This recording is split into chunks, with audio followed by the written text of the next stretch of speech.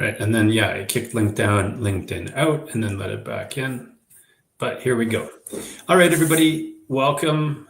I'm Jacob McGill. This is Rob McGraw, and today inside of the B2B Growth Lab, we are talking about onboarding. Now, onboarding is something for everyone. I had a recent experience. I'm sure Rob's going to dive deep into it as well, because being the system guy, I think a lot about onboarding clients. But I met with a professional recruiter on Monday, and obviously staffing deserve onboarding too. And so this is really an opportunity for us to kind of dig into, let's say, from broad strokes, like regardless of whether they're internal to your organization or external because they're who you serve, that everyone deserves onboarding. And I think that's where I'd like to start, is maybe like, what is it? How does it work? We kind of already covered who's it for, and really go from there. So Rob, what would you like to say about onboarding? Yeah, I think the beginning of any great conversation in this is something to do with why. So I like that. Why does onboarding matter? Sometimes it's called assimilation. So you could say, well, what are the benefits of attachment, of alignment? How valuable would it be to your business of getting that person comfortable, stable, retained past that first 90-day mark? Because if you turn them over in the first 90 days, there's obviously something that was missed in your talent acquisition process. Most of the time it's culture fit, role fit, or fit with leader. So you really got to look up front, and indeed there are a bunch of tools that we could dive into that can help you figure that out. But let's just say you got to do a good job up front before you even get to onboarding to improve your odds of success in onboarding. And then getting it right. Boy, I think there's a very practical journey that people go on, like where's the food and where's the bathroom, right? That's super practical. Where's my laptop or my computer? Where do I sit? How do I log in? There's all that. And that's the stuff that most people really think of as onboarding, because it's really tangible and practical and easy. But what they spend less time on, and what many companies fall short on, is what would be more like social and emotional onboarding, getting people emotionally committed to the yes, right? Affirming that they made the right decision, joining the organization. So I think that's where we could spend more valuable time on this call, is talking about that journey of how people get really attached and start telling those other competing recruiters who are still chasing them in their first 90 days, no, thank you, I'm good. Right? Because they still have opportunity when they first join. Right. Yeah. And let's maybe, my marketer brain, like a headline, the hook, all that kind of stuff up front, whether it's a customer or a team member, that turnaround that you're talking about under 9 days is just expensive. Like, it costs a lot of time and a lot of money. I've got a friend whose organization is growing, and we talk a lot about the role of fractionals in the marketplace. Right. Because to go and headhunt somebody who fits that position in your company, like, A, you're going to pay a recruiter. B, then there's the time it takes for them to do it. Then they have to find the fit. Then they have to assess for fit. Then you have to hire. And then you have to do the minimum 90 days of, like, you're in the right place, and here's how you find the things, and it's Bagel Tuesday, plus all the and we're here to help you grow as a human being and be part of the organization for years, not months. Right. That's like up to 2 years of just burning revenue. That's right. And so why not pretend like that money matters? Why not behave like that's important to your bottom line? Just to start there, right? To get that hook in and be like, listen, guys, this is why you want to listen. So, with your experience inside of a business, what would you say the real window is, right? Like losing somebody in less than 90 days, I would look at as just a complete failure, right? And maybe the failure is over there. You get to yell at the recruiter, but how long would you say it takes from somebody to walk through the door on the first day and ideally be like, I'm home, I've landed, I'm in the right place? And that's if you're good at it and it's all perfect and, magical thinking set up. Yeah, it's an interesting question, and the answer is, to an extent, as unique as every human being and heavily dependent on the quality of the onboarding process that an organization sets up. So it could take as long as a year, or in some cases even longer if there's a lot of complexity, geographic diversity, challenging politics, systems, right? It could take a really long time in a big organization that's complicated. And similarly, if it could take a really short time if it's just 10 people in a garage. Right. It could be really very short. So I hate giving a "it depends" answer, but if you are that bigger company, you're a couple hundred people up to thousands. Could you hasten this? Could you, and how could you hasten it, right? How could you make them get to that point where they're committed and they say, I'm home, more quickly? And I think it's possible. There's quite a few best practices here. Right. I was kind of fishing for that answer, and I like a year thing, because in my mind, everything takes longer than we think. And like processes are important and all that stuff has to be there. Like for my own business, just to flip it to the client side of it, we deliver in our B2B services. We always talk about like first module and it's 3 months, second module and it's 3 months. But the goal is to work with the client for 3 to 5 years. And I didn't even realize it until I was doing a training recently. I was like, oh, our onboarding process is 6 months, right? To like give a proof of concept, develop some sort of value, hopefully return on the original investment in less than those 6 months. But all of that is actually just now that you have this, right? Do you want to stay? Right. And, again, I had to like discover that for myself, probably too recently to admit out loud, but again, like seeing that and like minimum 6 months, I think the same way with my team members, like that I want to keep them for 3 to 5 years as well. That's right. And I'm not a big B business. I can't imagine the complexity and the cost of having somebody come through the doors and losing them in under a year. And so I guess that's my next question to start pulling some depth in is, from your top of mind, what would you say are some of the things that would make them stay?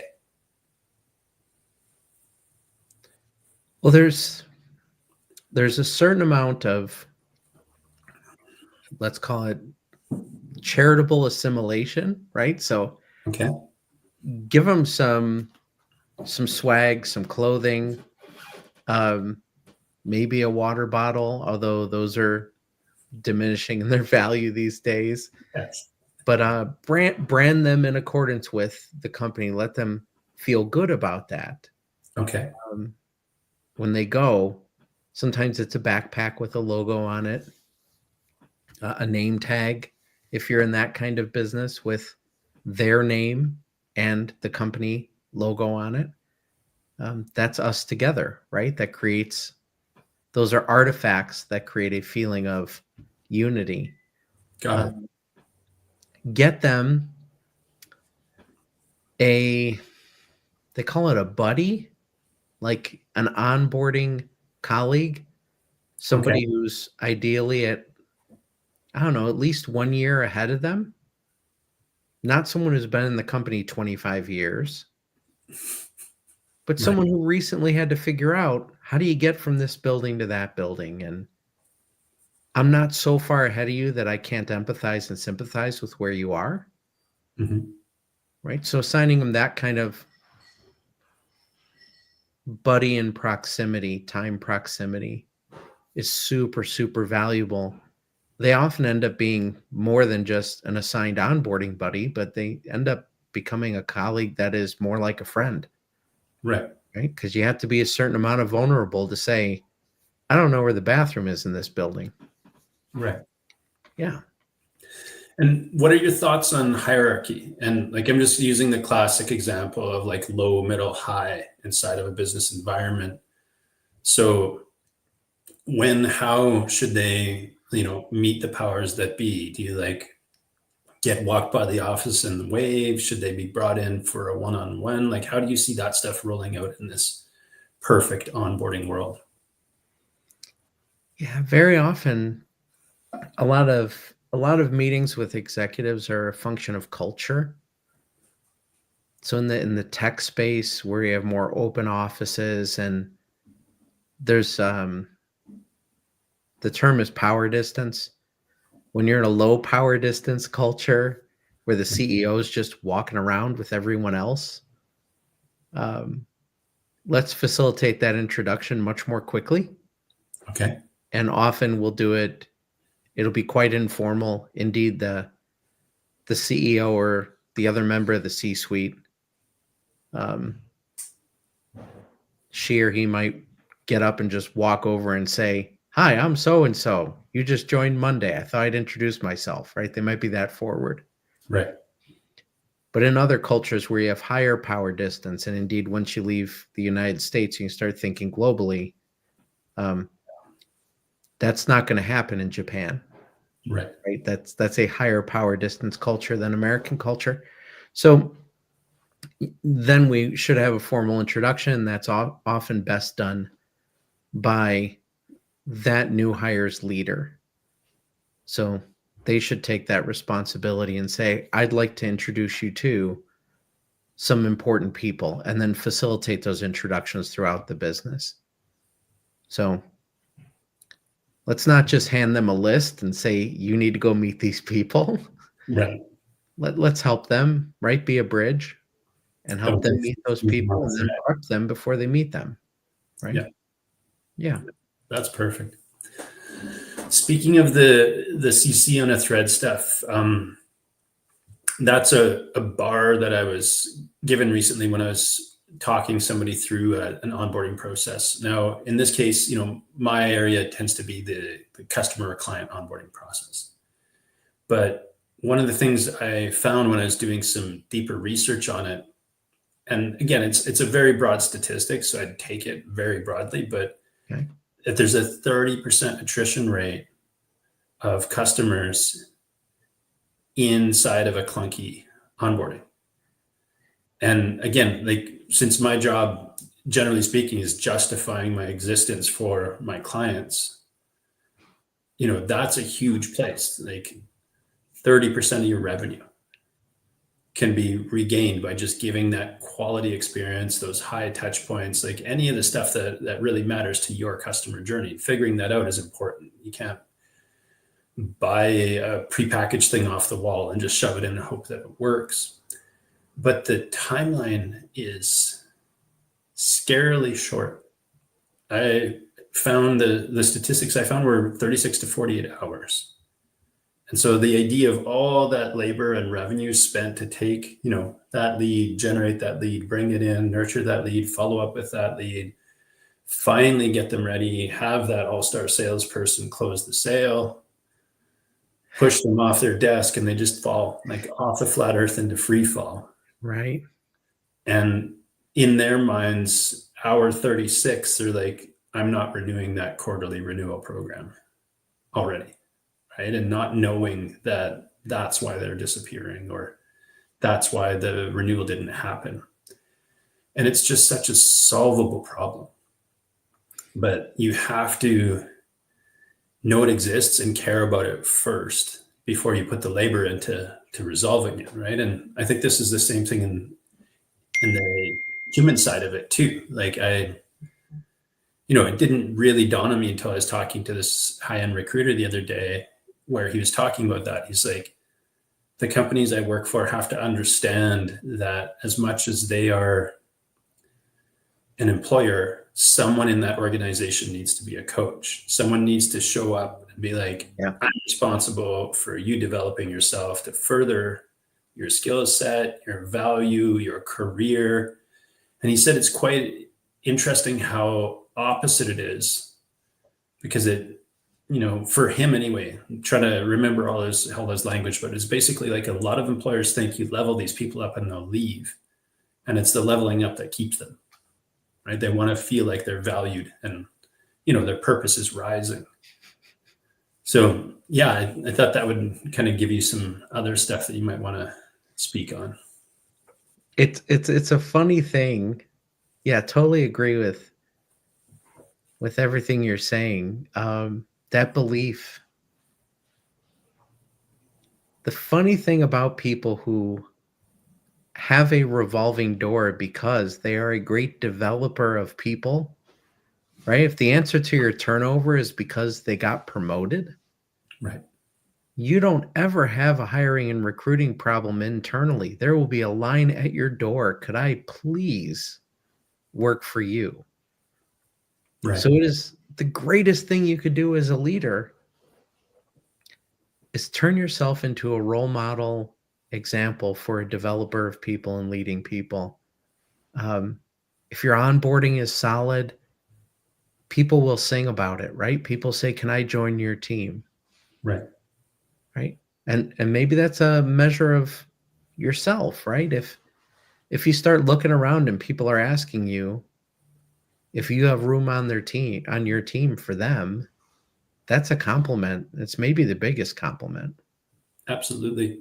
I like the way you language that. And yeah, thanks for, those aren't my words or my thoughts. It's Mark's, right? And I'm just remembering it from that conversation with him. But it did give me that sense of something that I'd want to facilitate too, which is whether it's a client or a team member, put them in a position where they're bragging. They're like, I've never been so well cared for. Right. If we turn this over and we talk about the customer perspective, like in a restaurant context, I heard some data today that's relevant here. If someone dines at your restaurant one time, the odds of them coming a second time are only 40%. Wow. If they have a great experience. So Really? you should set a hook. You should give them a coupon.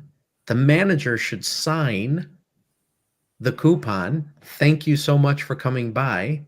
If I know you're a first-time customer, and there's any number of ways we could right, account for that, know that, mark that. But if that's the case, then the behavior needs to change and we need to drive that 40 up.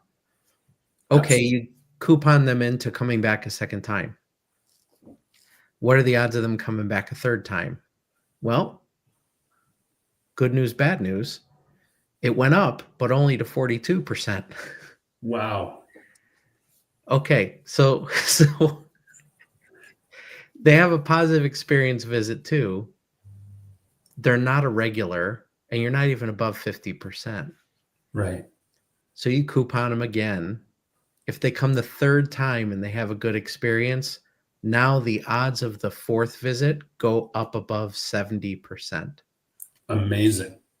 So that third visit jump Yeah. is a thing, right? So you can't just take care of the customer one time and expect that you have any degree of loyalty. Right. You So got it really 3 times. if I'm in food and beverage service, I want to get 3 home runs with every customer, period. Yes. Wow. And look at your cost basis for creating those home runs, right? If you're in a high margin business, you got plenty of room for experience 1 and experience 2 to be arguably free. Make the money on number 3 and 4, right? Yeah. When I was waiting tables and bartending in college, I worked for a place like that. And they weren't necessarily big on the coupons, but I will say, when you were trained as wait staff on the floor, the Right. second there was any sort of a complaint, whatever it was, they trained you to be non-discerning, right?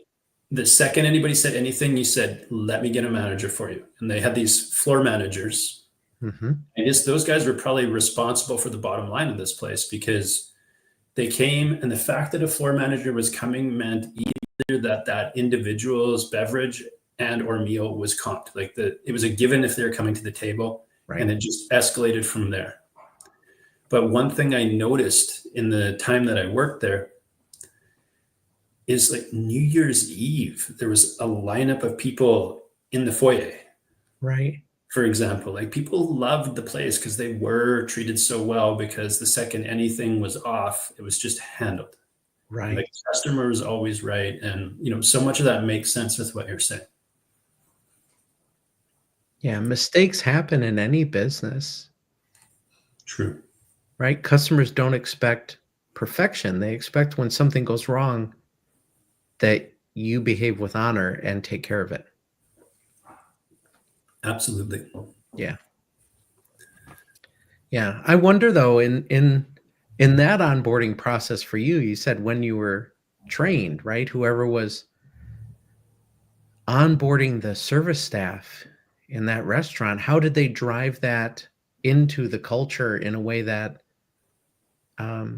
felt good for you, made you feel like you were home? It had a really strong culture amongst the employees, and I guess you could say that management encouraged it. Mm-hmm. I didn't have an upfront experience of, like, you belong, but I will say that the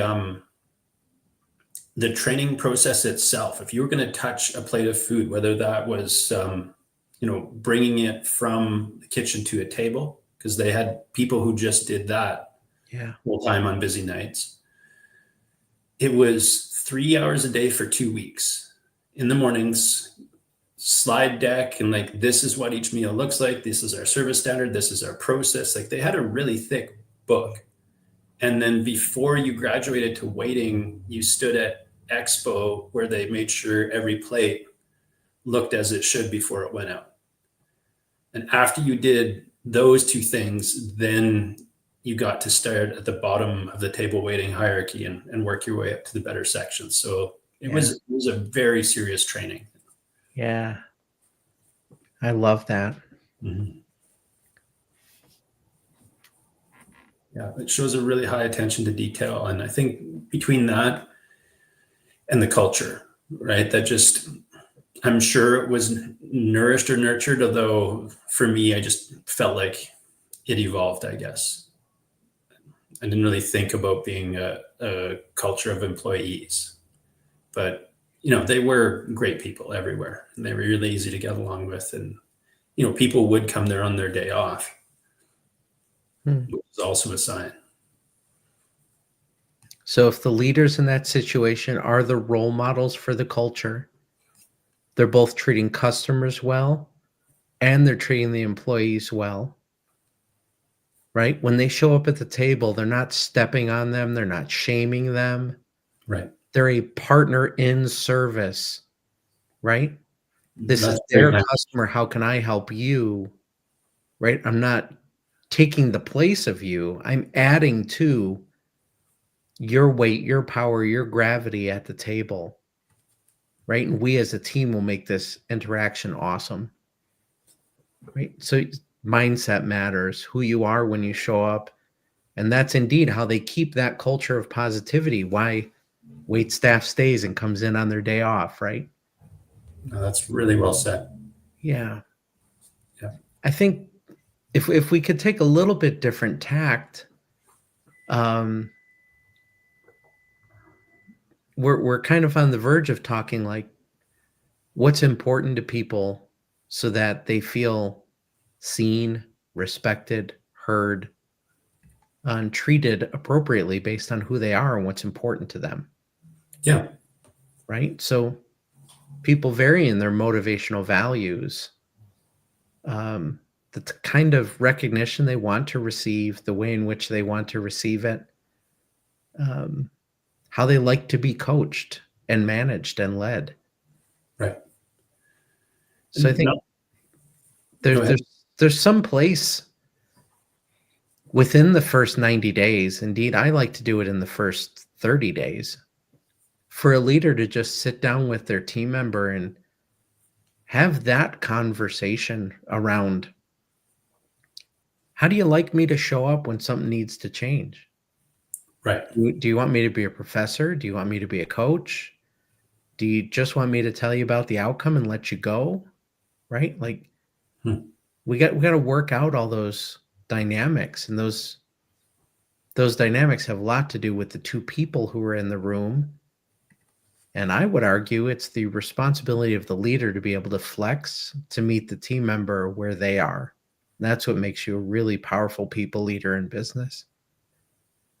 Yeah, absolutely. It's a much higher level than I was thinking about it, to be honest. Like where my mind went was, and not to like diminish it down to this simple, but when you just look at Maslow, like after survival, belonging is one of the most important things. Right. Right. And so knowing that you do belong to somewhere, right, which Right. means in some way you matter. Right. And I guess the question is, how do you do that? Which you laid out very clearly. Yeah. Yeah. And try and think of it inclusively, right? Like going Yeah. out to a bar doesn't work for everybody because there's increasingly people who don't drink for personal, sometimes religious reasons, right? So let's happy hour isn't the solution for everyone's onboarding and gaining social attachment. Right. Yeah. That's again, a great way of saying it. Yeah. Know your people, Mm-hmm. really know them, seek to understand them as human beings, Right. and adjust your approach, your behavior, your style as a leader.